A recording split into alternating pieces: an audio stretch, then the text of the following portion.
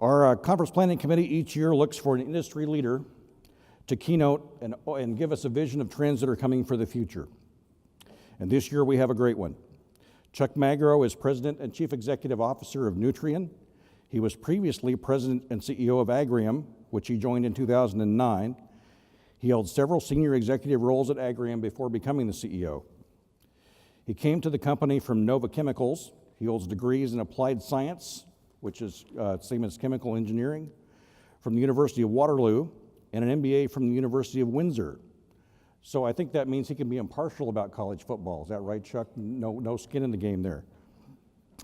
So to allow time for questions, we've structured this so that he'll give a presentation for 20 minutes or so, and then he and I will make use of the chairs up here to do kind of an interview. And so as you come up with questions, that'll be your opportunity to ask questions of Chuck. So please be thinking of those as he comes. And please welcome Nutrien President and CEO, Chuck Magro.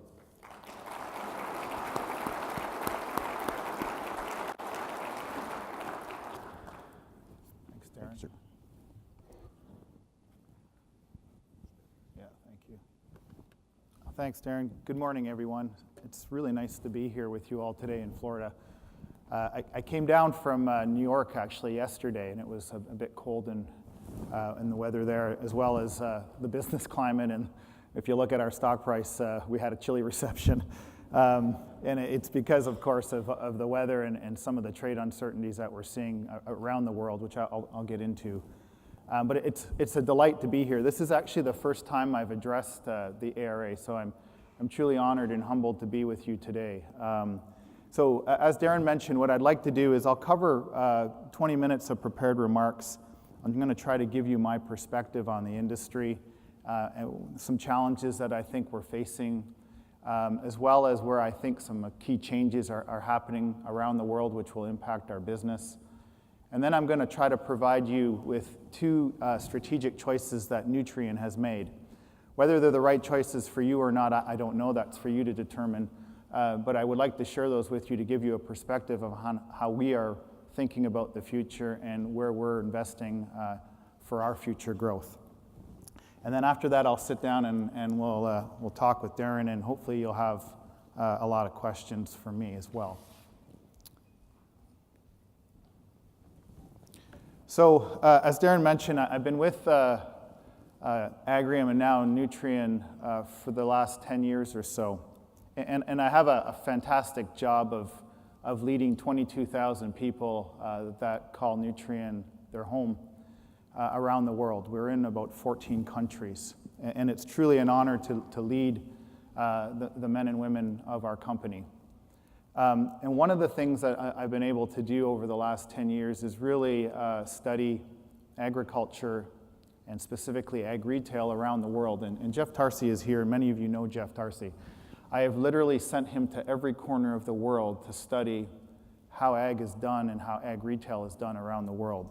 So we have studied all the big markets from an ag perspective. We've looked at Canada, the US, Australia, all of South America, but we've also looked at Western Europe, England, France, Germany.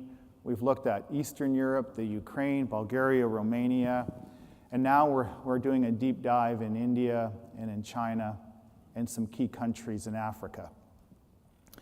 And the one thing that I've noticed over the many years of talking with partners and studying their ag retail models is they use the US ag retail model as the gold standard.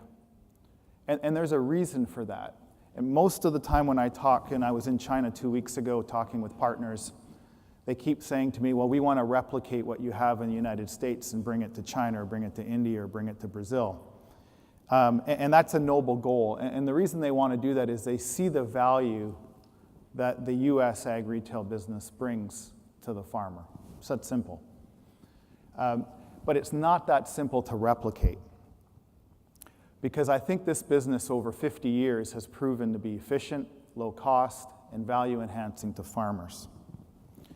But I also believe that the US retail industry is poised to go to the next level. That there is another gear to put the ag retail industry in, and it's needed and it's necessary, I think, for the future success of US North American farming. And that's what I'm going to hopefully center the discussion around today. So I thought what I would do is I'd start with the state of the industry, and then we'll jump into the three areas: the challenges, the changes, and some of the choices. So this is a chart that we put up often. This is global grain and oil seeds. So really food production globally. And you can see that the industry globally, it's a growth industry.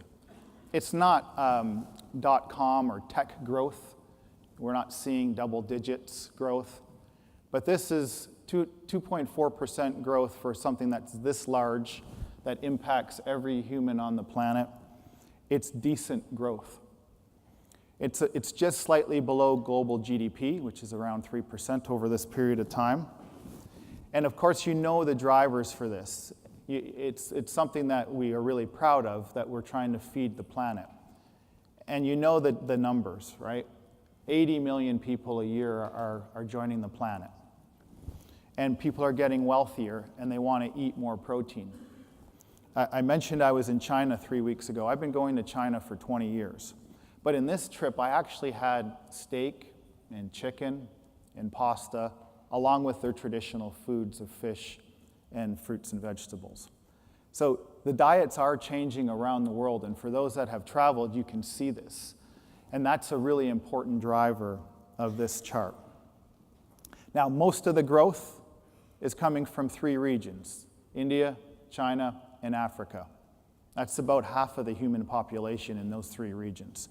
And those growth rates are much higher than this, of course. They are approaching double-digit growth rates. What about the U.S.? Again, you guys would know this just as well as anyone. The U.S. is different. It's not a growth market when it comes to food production. You can see that the planted acres really haven't changed that much over a long period of time. Of course, when you look at the peak that we saw in 2012, 13, and 14, there were marginal acres put into production, and that was normal, and it was absolutely necessary. And then how about fertilizer demand? Same thing, it follows the planted acres. There hasn't been a huge increase in fertilizer consumption in the US, nor would you expect it. And this trend does not exist only in the US. In most developed ag markets, it's been flat to slow growth. And that's okay. But what that means is that the industry that is supporting our farmers, we have to work on other things. We have to bring extra value to our farmers, and we have to work on cost and efficiencies. Of course, the story is really not around planted acres or fertilizer consumption. It's really about this chart here, yields. This is where the US has clearly led the world. And then anybody that says that we are not a sustainable industry hasn't seen the data. Because look what we've done. We have created huge growth in crop production and food production with the same amount of land, the same amount of fertilizer, the same amount of water. That, to me, is the definition of sustainability. Now, of course, yields are a double-edged sword. This is the one thing that is really helping our farmers right now. The higher yields have led to higher revenue because certainly crop prices haven't helped. But of course, the higher yields have put a bit of a lid on prices. And we've seen the last 4 or 5 years of just almost near record yields year after year. Will it continue? We don't know, but I think that what we have right now, with what you all do in this room to help farmers get every dollar out of their inputs, as well as the technology that's been invented and is still in the pipeline, I think you're going to expect to see yields continue this trend line.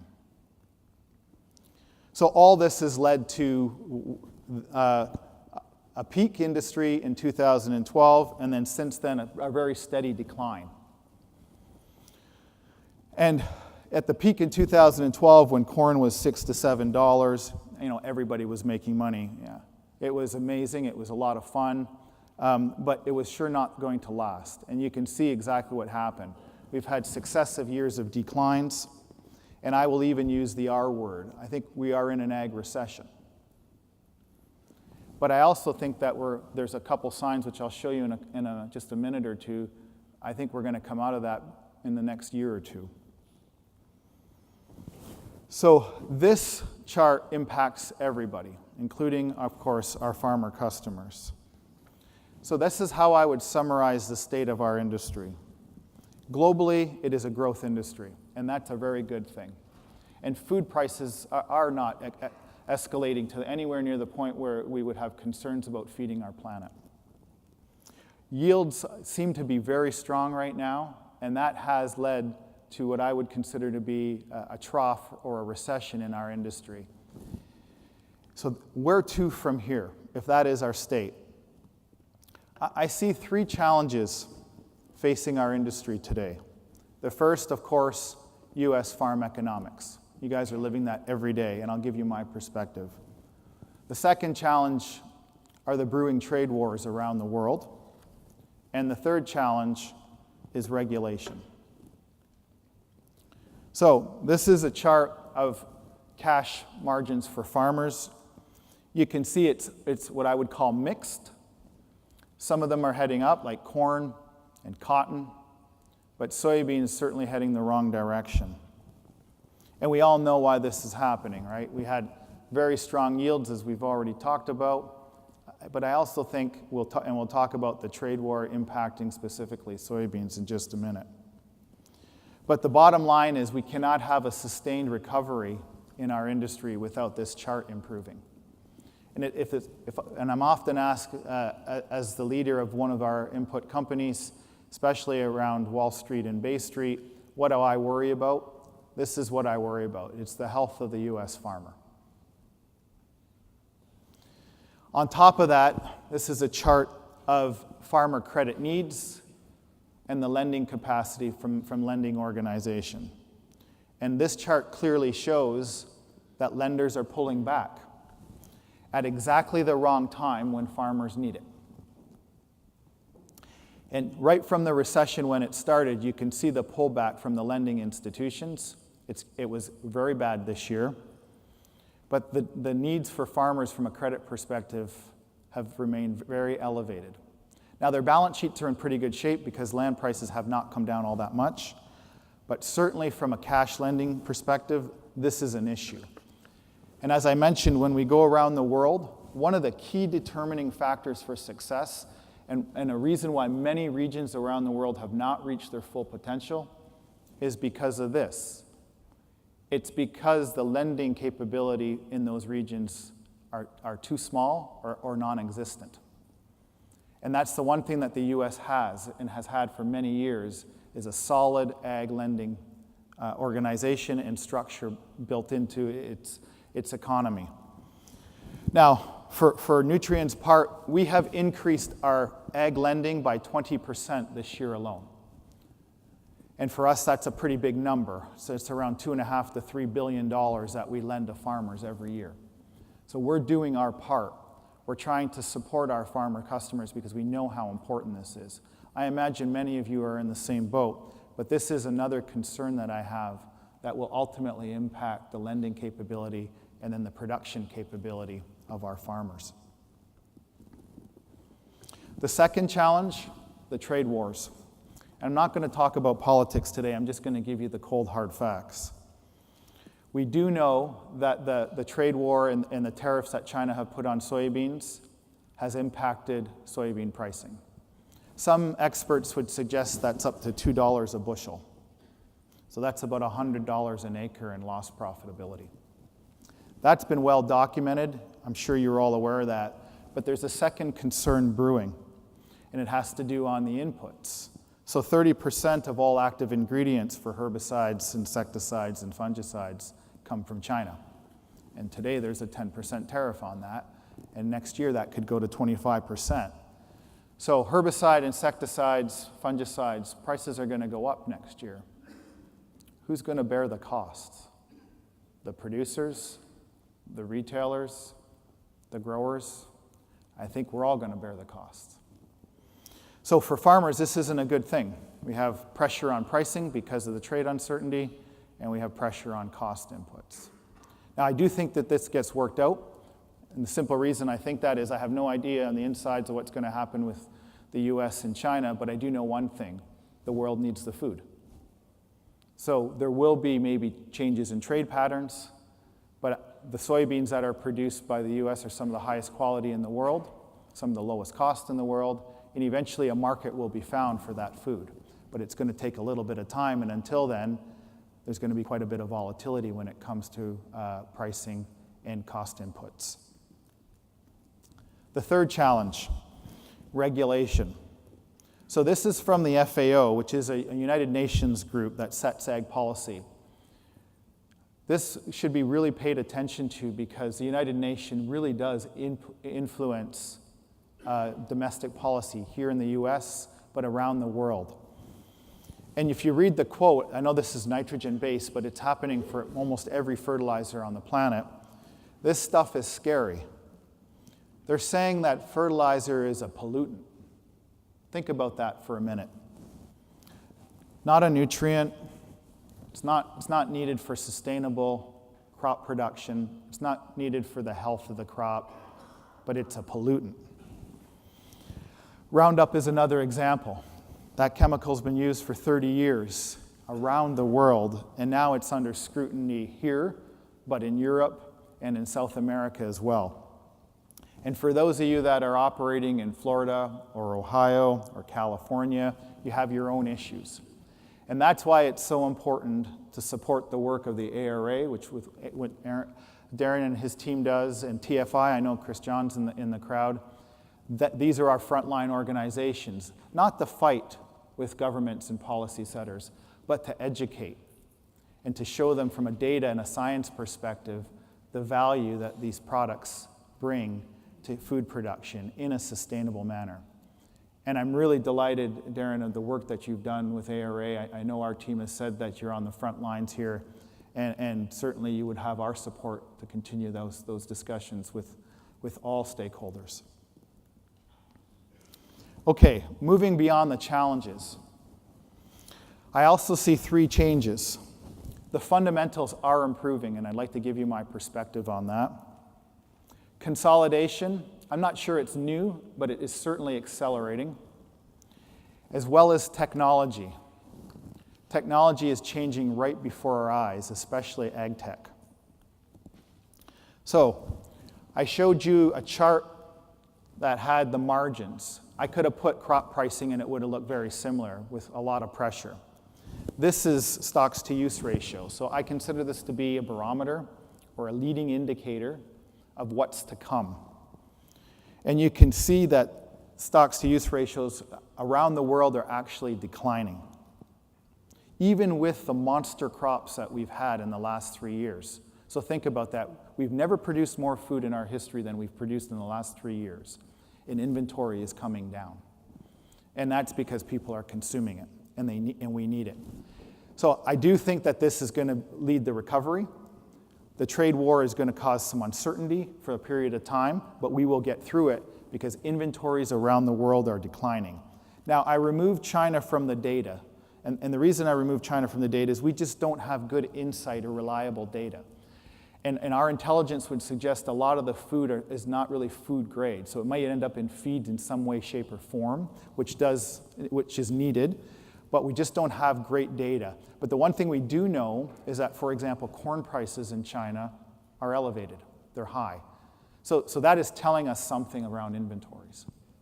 So I think that this is a really good news, and it's something that we have focused on quite a bit as a company going forward to get ready for what I would call a rebound coming in the next few years. Consolidation. Like I said, I'm not sure this is new. The industry has been consolidating for as long as it's been in existence, but the pace, size, and scale certainly has changed. You know, in the crop, chemical, and seed world, the big six became the bigger three. In our industry, of course, we had the Agri and Potash Corp merger, so we have one less fertilizer company. But I believe that more needs to happen. And there's two drivers for this. First, our customers are consolidating. Here in the US, 35 years ago, there were 1 million grain farmers. Today, there's half that amount. Half. As well as where we sit today, farmers included, no one is making an acceptable return. So consolidation is needed to drive some efficiency and take some cost out. The other thing is to bring technology to the table today. They're usually very significant multi-year investments. So you need the size and the scale to put that kind of capital at risk, because oftentimes most of it will fail. So I think consolidation is with us, and I think we're going to see more of it. How about the ag retail landscape? So 35 years ago, 25,000 retail facilities. Today there's 9,000. But you can see in the past 12 years, the top retailers, and the way this is defined as top retailers is any retailer with $1 billion or more of revenue. Today there's somewhere between 5 and 7 over that 12-year period. You can see that the market share has increased over that 12 years by about 10%, up to about 45%. And then, of course, the smaller subsection has declined almost an equivalent amount. Now, you may ask or say, this is heavy consolidation. Well, in fact, it's not. If you look just in our industry alone, the top 5 tractor manufacturers on the planet have 75% of the market share. And I come out of the chemical industry where it's not unusual where the top 5 players will have 70 to 80% market share. Is that where this is going? I don't know, but it certainly looks like the trend line is heading towards more consolidation at the ag retail space. Finally, ag tech. And this is a big one. And this one has come out of nowhere. But if you look at this chart, what you can see is that billions are being poured into our industry. Our industry was actually avoided for many years, and that was because the industry is notoriously seasonal and cyclical. And capital had a better home. If you look at fintech, financial technology, tens of billions of dollars have went into that industry. So this is still relatively small. But the giants have woken up. Amazon, Google, Microsoft, IBM all have agricultural strategies, all of them. In fact, Amazon has set up an ag venture fund. And some of the companies that Nutrien has partnered with, Google are partner investors in those investments. So I'm not sure what will happen. In fact, history has proven that most of this will fail. But when you have $5 billion, it's in about approximately 1,000 different investments, from everything from new product technology to digital technology. I don't know what's going to happen, but I do know one thing. Our industry is going to change, and we need to be prepared for that. So that takes me to choices for you and for us. What will our industry and what does your organization look like 10 years from now? You're all leaders of your industry and of your companies. And it's upon us to look forward for 10 years and beyond and say, what's different? So for Nutrien, we decided not to stand still. Whether we're making the right choices or not, I have no idea. But we decided not to stand still. In fact, we are going to allocate pretty significant sums of money into our digital and our technology portfolio, products and services, as well as our global network and our financing capability. And we're expecting in the next 5 years or so to invest about $4 billion into our retail business. And here's what we're going to try to deliver.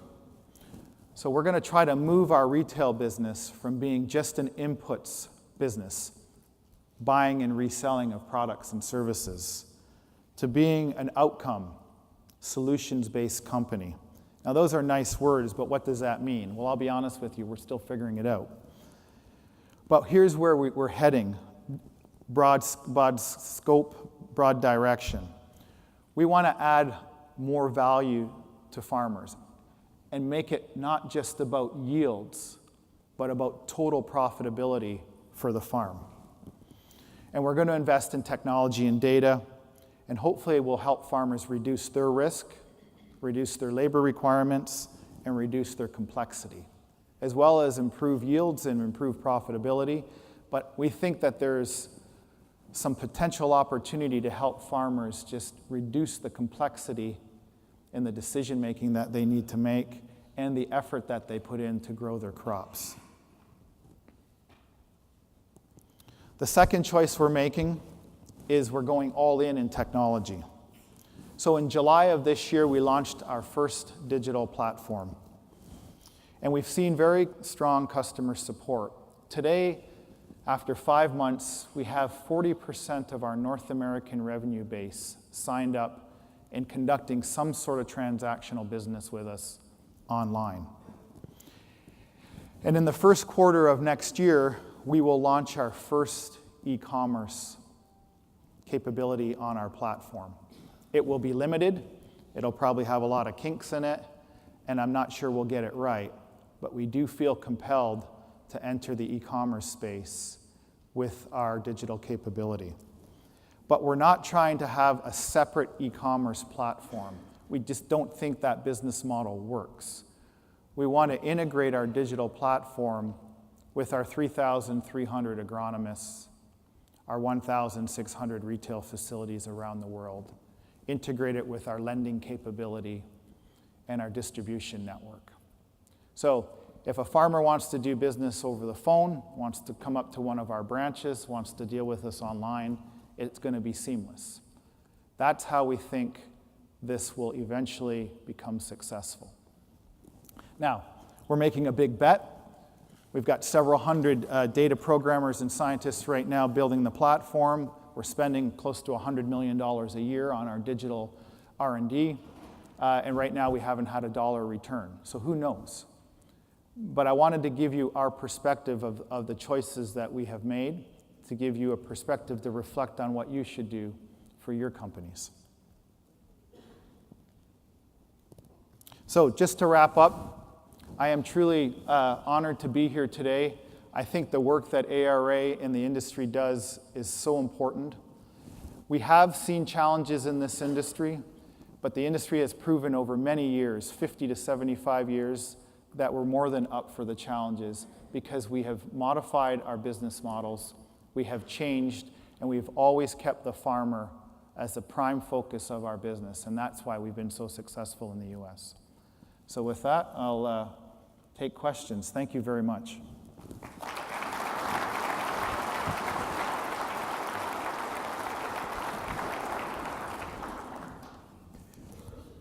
Thank you, Chuck.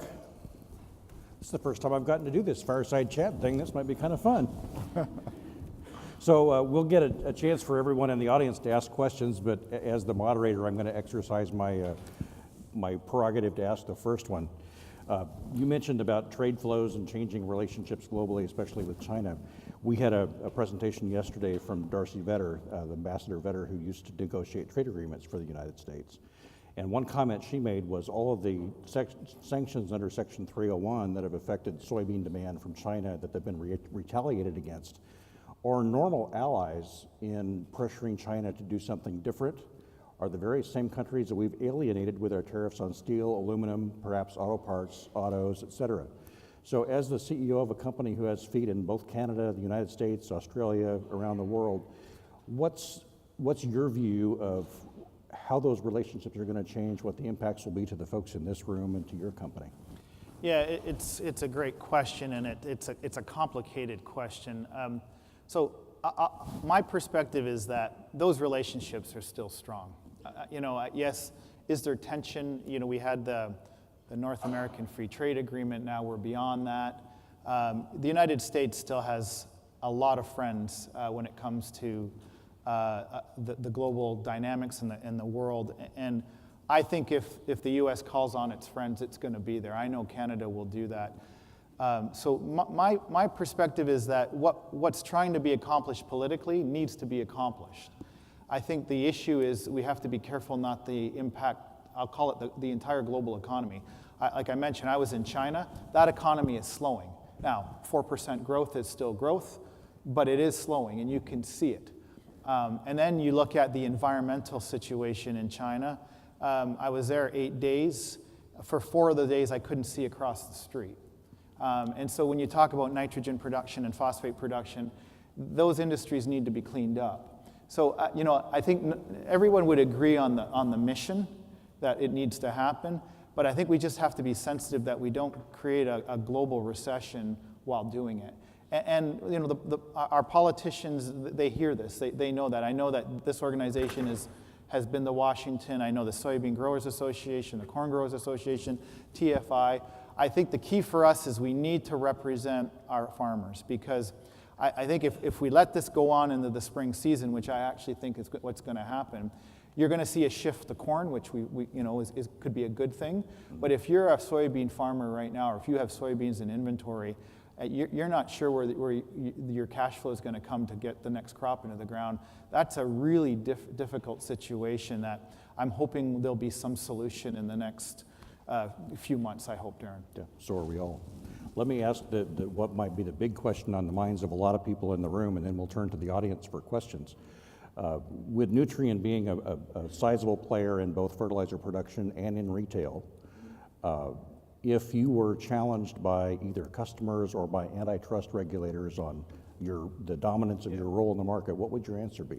Yeah, well, in fact, we were, right? So when we did the merger, we had antitrust reviews in the US, in Canada, in Brazil, India, China, and even Russia, believe it or not. That's the pot calling the kettle black. But so we actually went through 6 antitrust reviews. And look, they looked under the hood because they asked for all this data, and it's not a request. You must give them the information. And they concluded, every one of them concluded exactly the same thing, is from certainly what we would call in the lingo vertical integration, so fertilizer through retail, there was never an issue, and there was no remedy contemplating in any of the jurisdictions. Even with potash and nitrogen and even retail, they had questions, but we got through the antitrust reviews. And that's because, I'll give you just a few stats. So we're number 1 in the world in potash, but we're 20% of the market. So just to put it in perspective, right? In nitrogen, we're number 3 in the world today, but we wouldn't even register. I think we're 3% of the global market. Now in retail, in Canada, we're 30% market share. Here in the US, we're about 20. In Australia, we're about 30, and in Argentina, we're about 30%. And those levels are not to the point where governments are concerned. Now, you can debate, or you'd have a view on it, I'm sure, but as I mentioned, other industries are much more highly consolidated. And the argument that we gave them, which they must have accepted because they approved the transaction, was we need to do this to take out cost. And what they were trying to calculate through their models, and they have very sophisticated economic models, they were trying to calculate, can we influence price to the farmer? That's the line that they will draw to say it's not going to happen. And so they put our information through their models with our market shares and all the products, and they determined we have no influence. And you guys would know that. We compete with many of you in the room, forget about the United States as a whole in your communities, we don't have any more price control than you do. So that's where I think the answer has to come. As long as there's efficiencies, lower cost, and benefits to the farmer, I think antitrust authorities will allow consolidation, and that's what they did. Even the big chemical ones, they didn't get through scot-free, but there were some remedies, but generally the deals were approved as is. And I think that's the important part do we have an opportunity to influence pricing, and the antitrust authorities determined we do not. Were there divestitures that you had to make along the way? Yes, we had to sell $6 billion of assets, so not a small number, and they were partial equity stakes in potash operations around the world. One in Chile, one in Jordan, and so these were the concern was centered around potash, that with the equity ownership we would be able to maneuver pricing. So we have sold them. The one remaining is going to hopefully happen by the end of this year. And it's actually one of the reasons now we're going to have a little bit of capital to invest in other parts of our business, is because we did need to sell $6 billion worth of assets. Great, thank you. Audience questions. Are there questions from all of you? There's one right down here. If we can get a microphone right here. Thank you. Appreciate the AFA team helping us with microphones. Hi, I'm Doug Rano from Helier Ag, the company that makes Phycoterra. And first of all, thank you for that excellent industry overview. And my question is similar to the technology question. With biologicals growing so much in the world today, what's Nutrien's position on biologicals in your portfolio, in particular like microalgae and some of the newer technologies that could be created domestically? Yeah, thanks, Doug. So biologicals, in our views, we have seen just tremendous success and growth with biologicals. And our view is that will be, so I showed you NPK growth rates in the U.S. being flat. Well, biologicals are growing, and they're growing quite aggressively because I think growers have seen the value of them. And so for us, our strategy has been, if we can own it and have it as a proprietary product offering, we will do that, but we will also partner. So for all of you in the room that have interesting and unique technology and you want to allow us to move that through our channel, we have a lot of unique partnerships with channel partners. I think we're going to start investing more capital with the bigger companies as well to maybe share some of the R&D risk because we were able to do that. So I think that is one of the growth markets of the U.S. I think we have demonstrated a lot of value, and for Nutrien, it is one of the more exciting parts of our product portfolio. Other questions? Don't be bashful. It's hard to see. Here's one right here.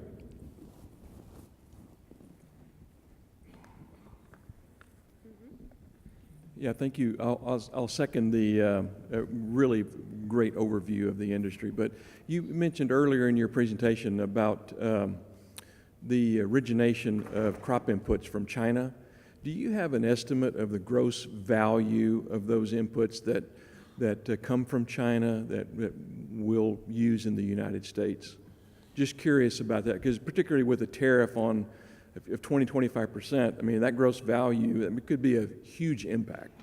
Yeah, I can get you that number. I don't have it off the top of my head, but when we do the math, the way we've looked at it is the impact to the acre. It could be, and you might think this is a small number, I'm not sure. It could be somewhere between $3 and $5 an acre, depending on the amount of chemicals that a farmer puts on. And then we have that number, and I can get it for you. Just come see me afterwards. I'll get your business card. But the way it translates to the farm, at least our perspective, is it could be as much as $5 an acre a cost increase, or as little as $3, depending on what you're actually applying for a farmer. Others from the audience? Well, let me throw one in here while you're thinking about questions. Wasn't too long ago that people were announcing new nitrogen production capacity in the United States all over the place and elsewhere. And some of those have been pulled back, some of them have been built, some of them have been scaled down. What's your sense of capacity versus demand and where we're headed with that? Yeah, so the nitrogen supply demand, I would say today, is the tightest out of the NPK complex. And that's because the new plants have been built and most of them are operational. So we're sort of a year past where, say, the potash industry is, where we still have a couple new plants coming online next year. So the market is tight. The wild card, of course, is China. How much are they going to export? And we can talk about that. But if you fast forward that, when I look at the supply-demand balance for 2020, 2021, I think the nitrogen supply-demand balance is very, very tight. In other words, prices are probably going to continue to go up. And I was asked just yesterday in New York, would we be willing to build new nitrogen capacity in North America? And my answer to that question is not today. First of all, the prices today don't warrant the investment. And look, in the last peak, we all built, and I'm not casting any stones in this glass house, Nutrien blew its brains out. And we overspent, and most of the projects were twice the price that we thought they would be. And that was consistent. And now you look at the U.S. economy, and you have almost zero unemployment here, the productivity would be even worse. And we don't have enough welders, we don't have enough millwrights and mechanics to build these projects. In other parts of the world, so when we built our plants in Egypt, and even when we built our plants in Argentina, you can get what's called a lump sum turnkey contract. In other words, you're guaranteed the price. If you write a check, they build the plant. If they go over, it's not your fault, it's not your cost. In the US, that kind of a relationship doesn't exist. So you have to bear the full cost of overruns. So even though natural gas here is cheap and plentiful, and it is cheap and plentiful, it doesn't offset the risk of building these monster multi-billion-dollar plants today. Now, to China. So the wild card in the nitrogen equation is, does China export a lot more urea than they have this year? This year they're going to be under 3 million tons. At their peak, they were exporting 10 to 12 million tons. And again, I don't know exactly what they will do because it's set by the government policy, but the pollution and the environmental issues in China are real. And a lot of people are dying in China because of the pollution and the smog. And the government seems to me to be very serious about cleaning that up. And one way to clean that up is to idle some of these urea production facilities that are based on coal. Because our industry is basically based on gas. So again, you talk about environmental equivalence. Producing urea with coal it's bad news. It creates a lot of CO2 and a lot of smog and pollution. And so will they keep those plants shut in as prices go up? I don't know. Will economics trump environmental responsibility? I don't know. But my view is that more or less, you might see a little bit more exports, but you're not going to see as many as you have at the peak because I think they are serious about improving their environment. You can't pick up a newspaper almost anywhere, especially here in Florida, without reading about the nutrient issues in water. You mentioned the quote from UNFAO. And I know in your other role as TFI chairman, you've been pushing really hard on 4R nutrient stewardship. What's your assessment on where we are with rolling that out, adapting those principles, and what needs to happen next to make it better? Yeah, great question. And look, so I think the work that's being done in Ohio and Florida for those that are on the front lines with the 4Rs program, you're the beacon of hope. I think the way you've grabbed the 4Rs program, went to your policymakers and politicians and educated them and really endorsed the program, you've been successful. Now there's continuing pressure. I realize that and I accept that. But I think we are holding our own and we are educating folks around the value of 4Rs.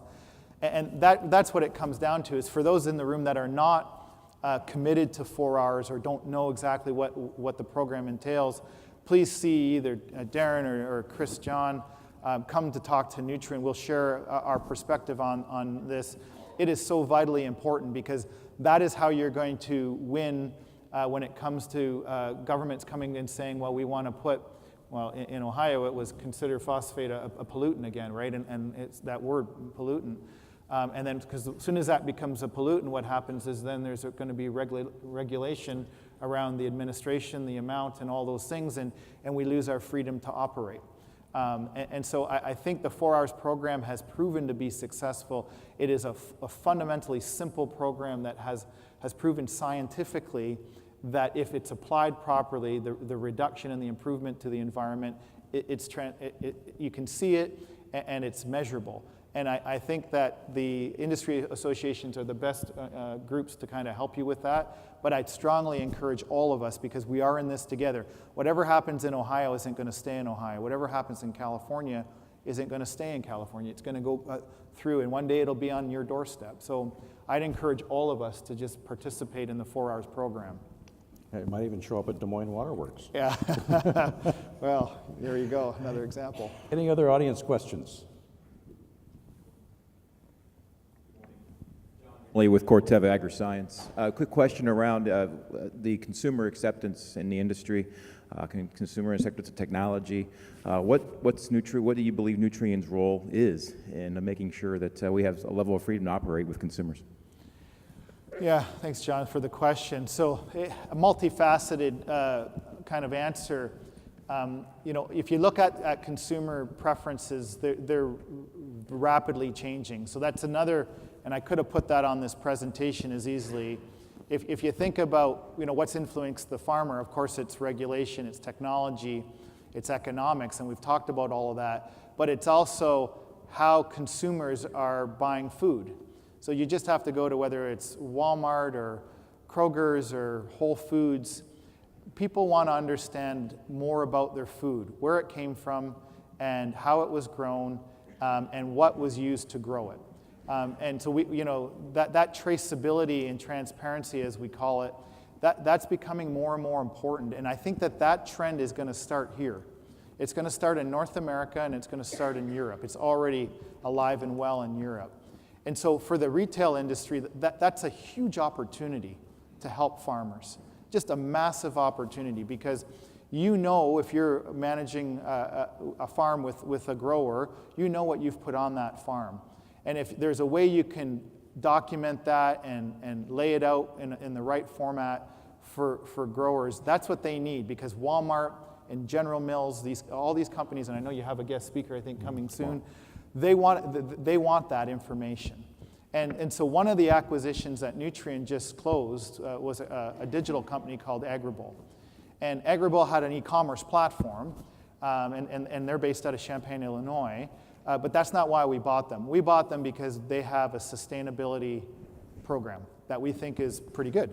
So they bring together the food companies with the grower information, so that the growers will have laid out for the food companies what fertilizer, what pesticides, what seeds were used, all that information that folks want now when they buy food. And for those that have teenagers in the room, just ask your kids. Part of me says, I don't really care about that stuff, but I guess I'm at the age now where that doesn't matter, because I have an 18-year-old girl who reads the packages more than she reads novels now. So, she wants to know where her food comes from, and she has the right to know, to be honest with you. So I think that there's another trend coming, which is traceability and transparency of food, which is going to really make a farmer's life complex, and that's a golden opportunity, I think, for the retail industry. Honestly, I do. Other questions? Going once? Hi, Rusty Andrews with Agrellis. You mentioned in your presentation on developing your e-commerce platform that you had hundreds of developers working on that. Did I understand you to say that the cost would be in excess of $100 million? Yes, so that's right. And it's $100 million a year. I wish it was just $100 million. So look, that's the issue with launching these platforms. These things are not cheap, and trying to find the talent. We had this great debate, Russ, on do we open up a shop in San Francisco, and then we looked at rental rates, and it's like, oh my goodness. So what we've decided to do is we've built it where we're headquartered in retail in Loveland, Colorado, and we're keeping the Champaign, Illinois office open.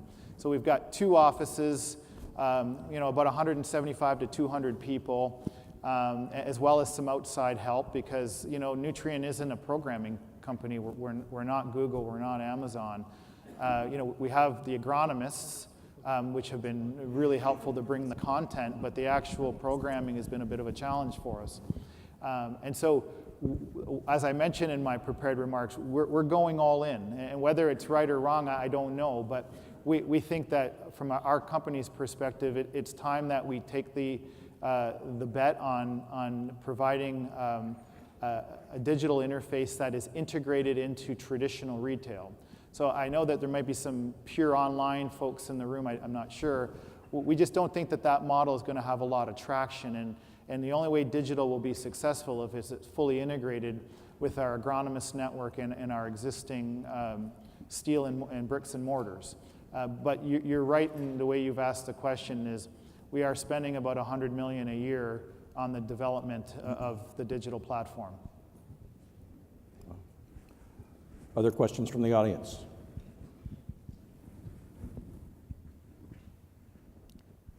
All right, there's one right there.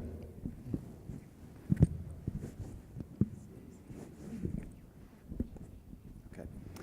Thank you for your remarks this morning. My name is Brian Waddell from retail in Illinois. You mentioned $4 billion of investment in retail. In this environment that we're currently in, how much of that do you see as being greenfield expansions in this challenging time to build assets? Yeah, thank you for the question. So greenfields, a relatively small amount of the $4 billion will be in greenfields. We only build greenfields where we find we have a market opportunity and there's not an acquisition available. We are building greenfields in the U.S., we're building greenfields in Brazil, and we're building greenfields in Canada and Australia. So in all of our major jurisdictions, it's not just a U.S. phenomenon. And the other thing that we're doing with greenfield is we're trying to move our business model, similar to yours, to bigger hubs. And sometimes we just can't find the right facilities even to buy, so we have to build the distribution hub, whether it's fertilizer or chemistry. And so but it's our least preferred way to grow, but it is often necessary if we can't find the right opportunity, but it's part of the growth plan. Any other questions? Well, I have one that I'll pose as a kind of a wrap-up, and that'll give you a chance to say whatever it was you wanted to say that you didn't get to say. You mentioned in market share comments that in Canada you're 30% retail, Argentina 30%, US about 20%. That's right. What are your goals in the United States for retail market share? Yeah, so publicly we've said we'd like to get to 30 or north of 30. And that would be our objective. But when I'm asked often, well, how fast and how quickly can you do that, my answer is, well, as quickly as the market allows us. So I'd call it an aspirational goal, maybe a vision. We don't have, we're going to damn the torpedoes and do something silly inside the market, because I don't think that we've ever done that, and that's not who we are. But we do think that what we've seen is when we get to a 30% market share, we have a lot more supply chain efficiency, and we are able to handle the bulk commodities at a lower cost. And then that's really the bulk of our cost structure, is really moving bulk commodities to the farm. And so what we've seen in Canada is when that happens, our costs are optimized at that level. There's nothing magic about 30%, except we think there's a series of cost efficiencies. And there's no timeline for it. But if you were to ask me kind of where you see us heading, it would be in around that 30% with no timeline. And that comment I've made many times publicly. Okay. Very good. Please help me thank Chuck for his time this morning. Thank you, sir.